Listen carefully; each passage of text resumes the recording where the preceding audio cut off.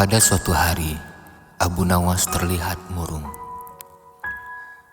Ia hanya tertunduk lesu mendengarkan penuturan istrinya yang mengatakan kalau beberapa pekerja kerajaan atas titah Raja Harun membongkar rumahnya.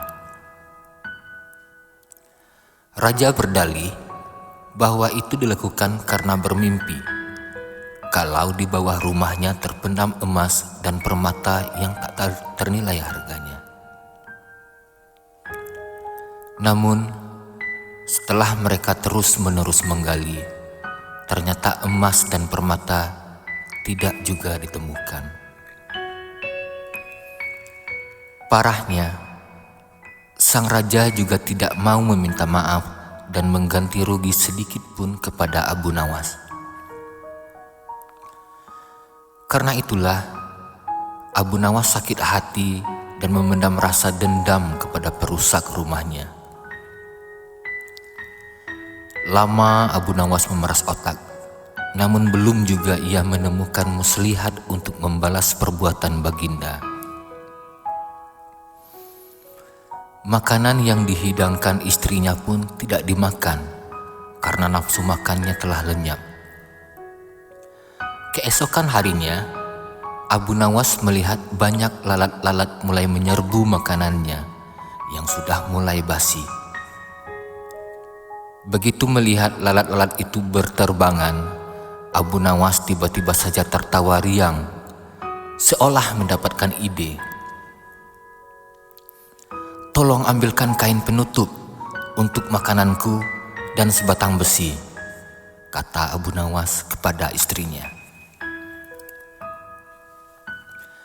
Dengan wajah berseri-seri, Abu Nawas berangkat menuju istana.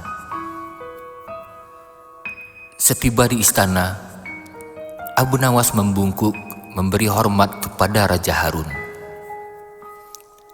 Raja Harun terkejut atas kedatangan Abu Nawas di hadapan para menterinya. Raja Harun mempersilahkan Abu Nawas untuk menghadap. "Ampun tuanku, hamba menghadap tuanku Baginda hanya untuk mengadukan perlakuan tamu-tamu yang tidak diundang. Mereka memasuki rumah hamba tanpa izin dan berani memakan makanan hamba," lapor Abu Nawas. "Siapakah tamu-tamu tidak diundang itu, wahai Abu Nawas?" ujar Baginda dengan bijaksana. "Lalat-lalat ini tuanku," kata Abu Nawas sambil membuka penutup piringnya. "Kepada siapa lagi kalau bukan kepada paduka junjungan hamba mengadukan perlakuan yang tidak adil ini," ujar Abu Nawas sekali lagi. "Lalu, keadilan yang bagaimana yang engkau inginkan dariku?" tanya Raja Harun penasaran.